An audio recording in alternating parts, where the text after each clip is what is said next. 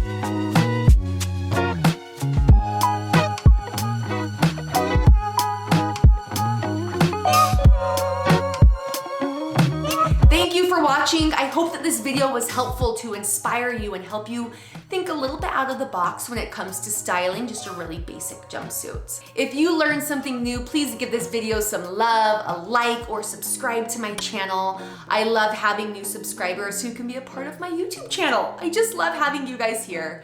Thanks for watching, and I'll see y'all next time. Bye.